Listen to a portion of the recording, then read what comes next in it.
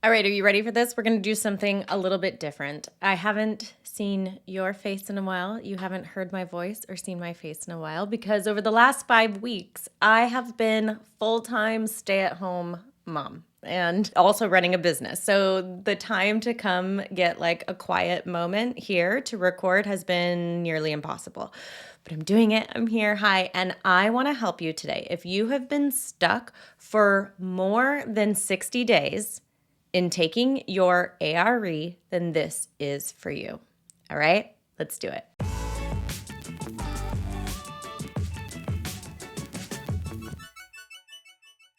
So, welcome back to Design, Create, Inspire with me, Bryn Young. I want to help you today. If you have been stuck for more than 60 days with taking your exams, then I want to give you some tips. Now, I'm saying this is a little bit different because this is going to be a little bit more fast paced. I'm going to keep it pretty raw edited because, again, I just want to get you content. I have recorded maybe like 5 episodes in the last 5 months or something ridiculous because it has been nearly impossible to do so. So I'm going to try to just take like 30 minutes out of my day when I can secretly haul myself away and record something, but just keep it a little bit more raw so that at least something is out to you. Also, on the podcast, there is now a new text feature, which I'm really excited about because, especially on the podcast, I don't really get to hear from you very much. Over on YouTube, you can comment and we can interact a lot more. So if you're on YouTube, definitely you can still continue to do that. If you're on the podcast, there's a button below that says text me, and you can text me any questions you have, any topics you want me to cover, anything you want to do, even if it's like a review, although you can still send out in your 5-star review and rate the show, all that stuff, because that helps the show a lot, which not enough of you are doing. So please go do that. That will help. But send me a text message and then I can have your question or topic or anything like that on the air. So look for that in the podcast. Okay, today, if you are an emerging professional and you want to pass the ARE, this is for you. I am not here to say you need to pass all your exams in 60 days. I actually don't say that ever. So don't mistake that. But if you've been stuck for 60 days or more, then this is for you. Now, what does that look like? That means if you're procrastinating studying or taking your exam, if you have failed an exam and you can't get yourself to get in there and take another one, if you have rescheduled an exam, or if you've been studying for the same exam for more than 60 days, this is for you. Okay, so first I want you to kind of figure out what box you're in. So I just mentioned all kind of different scenarios. So it could even be like you've decided to start taking your exams and then now it's been 60 days and you're still gathering resources and wanting everything to be perfect before actually getting in there and taking it. The only way to really learn from these exams and to see where you're at is to get in there and to take the exam. We can take as many practice questions and quizzes and all that stuff and determine like, okay, well, we're hitting 70%, 80%, but really you won't know until you get in there, especially if it's your very first exam. You really don't know what to expect from these exams until you get in there and you take it for the real deal. So I want to encourage you to get in there and take it. And again, this doesn't mean I'm saying you need to take them all back to back in a short amount of time or pass them all in 60 days or anything like that. It's just creating some sort of plan and then creating some sort of consistency. Because these exams take an average of 2+ years to pass. So the idea of passing them all within 6 months or something is really not, I don't want to say not attainable because people can do it. It's just really tough and puts a lot of pressure on yourself. At the same time, if you are really passionate about this, your goal is to pass and become a licensed architect, then you want to do it within a reasonable amount of time so that it's not constantly weighing on you. Because if it's something that you're passionate about and that you really want to happen, the longer you drown it out, the heavier it gets and the more you'll feel it and the harder it will seem to do. So I always like to say the average time it takes is 2 years. See if you can do it within that time. I just had to stop real quick because there was a bark at my back door. I looked, there were 3 animals sitting there wanting to come inside. I have a puppy, a dog, and a baby goat. And so now they're in. So if you hear a goat in the background, story of my life, that's what all this real and raw footage is going to be like. Okay, where was I at? So you want to figure out a proper timeline within there. The other thing that I'm really, really passionate about, and that's really important, is life balance. You've got to integrate life within this exam timeline. You're going to have things come up. You're going to have weddings, birthdays, holidays, things that are not worth missing. Maybe you're a parent and you have life like me where there's certain seasons that you have to slow down on some things. You may also work in a really high demanding job. That will also factor into your schedule. So here's what you're going to do. You're going to look at the big picture. How many exams do you have left to pass? Maybe it's all of them, maybe it's 2, and create a realistic schedule. I personally like to figure 6 to 8 weeks to study for an exam. Depends on the exam. Again, it depends on your schedule, depends on what you need. That is for a single exam. I personally prefer to study for one exam at a time and build off of each other. Yes, there are certain exams that have overlapping information, but you can use it as a foundation and then build up, rather than studying for them all at once. They're really big exams, each one. Even if there's quote unquote easier exams, they're still hard exams. So if I would go into it thinking, okay, 6 to 8 weeks for one exam, then build off of that. The thing too is some people are like, well, I want to study for all exams or like 3 exams at once because the information overlaps and like I just want to do it all at once. But first, that's added pressure. So if you are already procrastinating, if you're listening to this because you're already stuck, stop doing that because it's adding pressure. It's feeling like this perfectionism that I have to get it all, otherwise I can't do any. So don't do that. The other thing is that the information will not leave your brain as soon as you take it. And again, it's a building up process. So there's information that you will learn as a foundation, for example, contracts in practice management that you will need and learn and use for PJM and also CE, but you can learn it for practice management and then go deeper for CE. So go to a deeper level. Same thing like PA. There's certain information that will be needed for PPD and PDD, but at a deeper level, at a more micro level. So get the foundation, then build up. So that's your very first step, is figure out what exams you have left to pass. Figure out a proper timeline using 6 to 8 weeks for the exam. Now, do not figure like, okay, then 6 weeks and then 6 weeks for the next one. There's a buffer week. So inside the Ultimate Study Plan, I have a 6-week study plan that's detailed out what to study, where to study it each week for 6 weeks. I make sure it's really important that in there I say extend that if you need it or reduce it as needed, but this is a rough outline that you can use to maybe one week is really a lot of information, break that into 2 weeks. It's also really important at the end of those study plan, week 5 and 6, depending on what exam it is, there's a break week. It's like a refresher week. You're not hitting the books hard. You're, going over notes.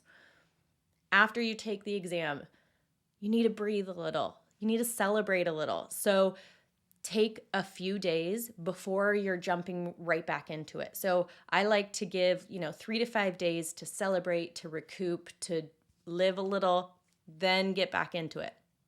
So that 6 to 8 weeks might look like, all right, 6 weeks, I'm going to study, go take this exam. Then I'm going to have a week buffer. Then I'm going to start the 6 to 8 weeks for my next exam. Within that time frame, actually look at a calendar and be like, okay, I have my nephew's graduation this day. This weekend I have a wedding. This weekend is 4th of July, so I'm not going to figure that. We're also getting into summertime, so what does that look like? And factor that in. Because when you do that and when you plan for that, you don't hold guilt when you take the time to enjoy. It's the best way to create balance. It's also the best way to get you moving into action, because when you have a date, you have a deadline, you have something to move forward to. There's the law of the vacuum. So if you have an infinite amount of time, meaning there's no deadline, you will always fill it with something else, and there will always be time. If you create a deadline, then you have a specific date, then now you can fill in that space with the studying, and you will get it done by that deadline. Now, if scheduling it for that specific time feels, again, like too much pressure, then that's fine. Just have it as a deadline date, and then have even a note in your schedule a week out that is what you're going to schedule. That date, you'll schedule it for the next week.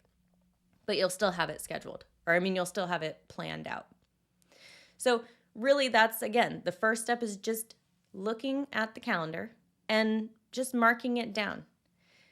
Now, make sure you include fails. So the pass rate is give or take 50%. So just figure you're going to fail some exams. If you don't, great. If you do, you don't all of a sudden feel like, oh my gosh, my whole timeline's sabotaged.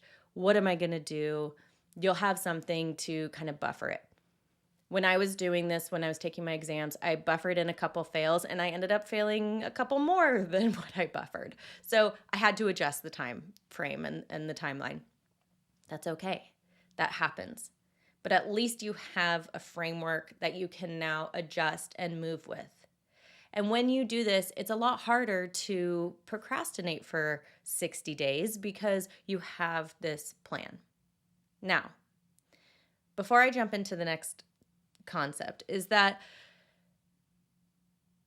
I do want you to give yourself grace. We are coming into summertime, and summertime, sometimes, you want to go on vacation or you want to spend more time with family. My dream is to one day take the summer off. Our kids take summer breaks, so I want to take summer breaks too. And if you're studying for your exams, just understand that there are different seasons for exams as well. So for you, summertime might be like the time to hit it, the time to really get it going. And maybe the wintertime, the holidays, is when you're slowing it down. Or maybe the summertime, you are taking more time off and spending more time with family, or the kids aren't in school, so you're with them more often. And so that's your slowdown period. So just figure out what works best for you, and don't get distracted by the person next to you. If the person next to you has a season where summertime is their go period and that's not yours, then whatever. If they have planned to take 3 exams this summer, and that means they're going to finish, that's okay. That doesn't mean that's your plan. And so don't get distracted or feel bad or feel like you should be doing anything if that doesn't work for you. So find out what works for you and make that work. If summertime is your go season, we are having our last Mind Over ARE cohort starting in just a couple weeks in mid-May. This is going to be our last cohort before the fall. So this is, if you are summer go period, this is like when you want to get it all done before the fall, then definitely join this group of Mind Over ARE. There's a link in the show notes where you can get on the wait list. If this is after and you're still listening, check it out. We're either open for enrollment or it's closed and there's a wait list down there. So check it out. But okay, one word that I just said that I want to just highlight on a little bit more is should. We need to all stop shoulding on ourselves, especially with these exams. Like, I should finish within this time. I should pass on this round. I should be done because of this. When we should on ourselves, it leads to nothing but disappointment and frustration and missed opportunities and not hitting expectations and disappointment. So stop shitting on yourself. We all are different, and shouldn't even be I just used it, but it really shouldn't be in our vocabulary. I mean, should is like for who and what. Okay? So next time you're like, "Oh, I'm feeling really burned out, but I know I should take this exam." Instead, be like, "Okay, I'm feeling really burned out. I want to take this exam because I want to be licensed, but I'm tired and I'm going to take a break." Or, "I'm tired, but this is really my top priority and I'm going to make time for it." Do you see that? Like, when we remove should, we actually create an answer. We're not just saying, "I should do this." We're saying, "Okay, this is what I'm going to do," or "This is what I'm not going to do." So just practice that. See if you find yourself saying, "I should be doing something. I should not be doing something," and try to replace it with an actual action item. Okay? Okay, so you've procrastinated for 60 days. You now have your schedule. See what else is coming up. Maybe it is part of those shoulds, but see what else is coming up and why that procrastination is there. Maybe it is a time constraint. So if it's a time constraint, figure out what your priorities are. And if this is one of your top priorities, it might mean reducing the level of a different priority. Like, something else needs to go on the back burner for a little bit, but it won't be forever. These exams don't take forever, right? I mean, you could say it's taken you a decade. You could say these exams take forever. But if it's taken you a decade, I am guessing it hasn't been your top priority and you haven't been designating a good amount of time to it. Because that's the other thing. It's not about like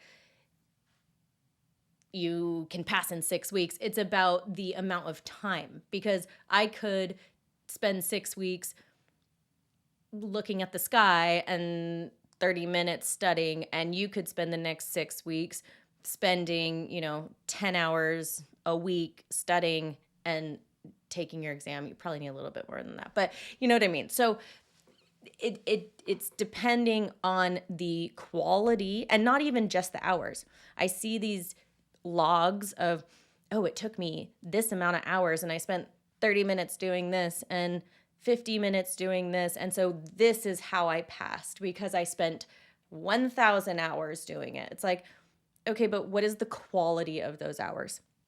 Because me personally, before I figured out the right strategy to study, an hour before I figured out the right strategy versus an hour after were totally different qualities. The one before, I could read a textbook and zone out, and it was like going in one ear and out the other, or in one eyeball and out the brain. It was not staying put. I wasn't registering it. I wasn't retaining it. So that is very different versus having a proper strategy and knowing how to study and what to study, how to effectively study, so that that hour equals 10 hours versus this hour equaling like 5 minutes. So figuring out what works best for you. I help with a lot of that inside Mind Over ARE, inside the ABC Club.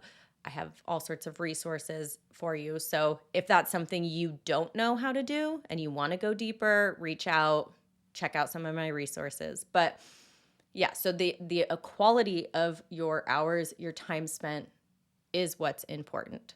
So, okay, where was I? So you have the time frame, you have the the goal, the plan of when you're going to study, what you're going to study, how you're going to study. And then all you got to do is take micro actions and hold yourself accountable on those micro actions. Oh, that's right. I was talking about priority. So making it a priority.